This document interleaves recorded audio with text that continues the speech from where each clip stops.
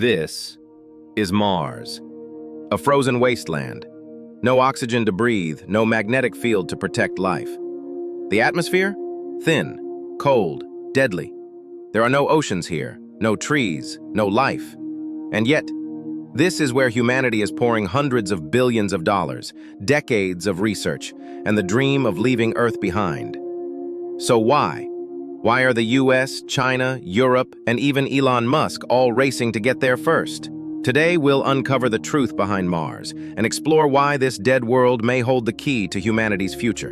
And if there's a space topic you want us to explore next, let us know in the comments. We're just getting started. For thousands of years, Mars was just a faint red light in the sky, a distant mystery drifting among the stars. To ancient civilizations, it was the god of war, a symbol of fear and fascination. Later, astronomers thought they saw canals on its surface, signs of intelligent life, perhaps even alien cities.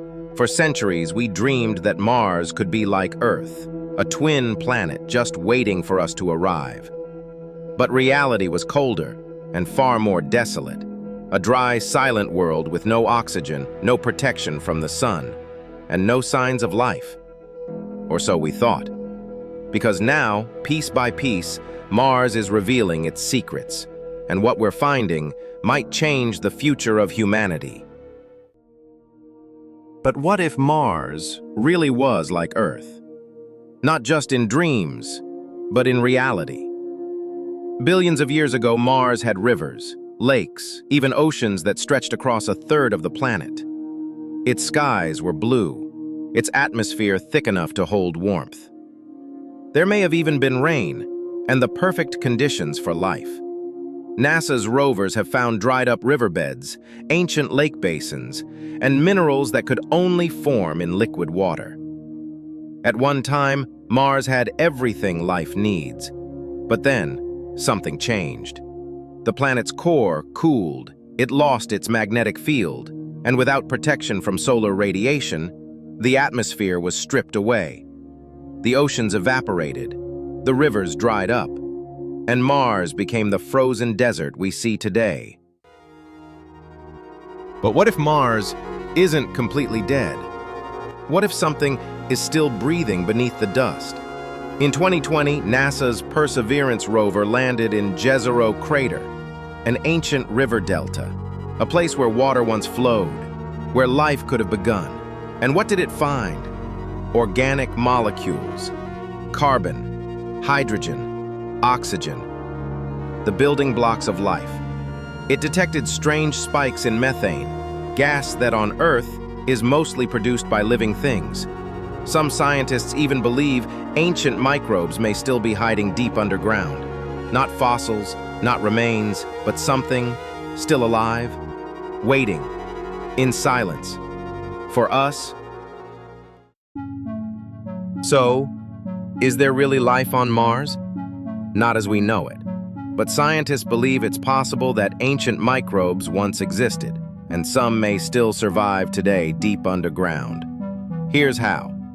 Billions of years ago, Mars had liquid water. If life ever began, it could have evolved as microbial organisms. As the planet cooled and dried out, they may have become trapped in frozen layers, preserved in permafrost beneath the surface, shielded from radiation, alive but dormant. To test this, NASA and the European Space Agency are now preparing the Mars Sample Return mission. For the first time, we'll bring actual Martian rock and soil back to Earth to search for signs of life directly in the lab.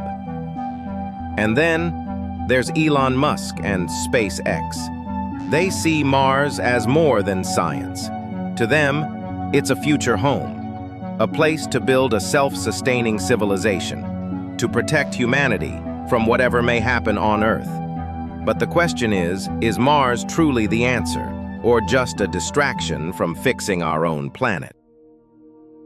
What if we really tried to settle Mars? Let's say it starts in 2050, the first human colony. A dome in the dust, fragile, barely surviving. But Mars is not Earth.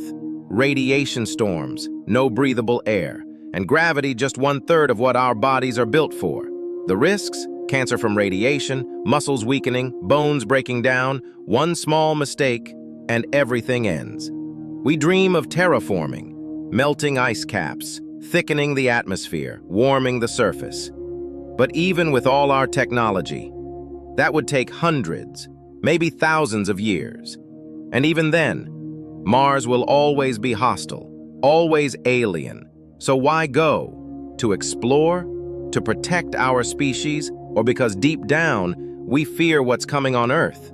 Because here's the truth. Mars might be a future, but Earth is still our home. Before we escape to the stars, we need to ask, are we building a second chance?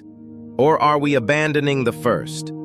Because if we can pour trillions into reaching another planet, what's stopping us from saving this one?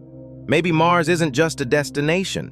Maybe it's a mirror, showing us what we value, what we're willing to leave behind. If this made you think, like, share, and subscribe. Let's explore the stars, but never forget to look back at the only world we've ever truly known.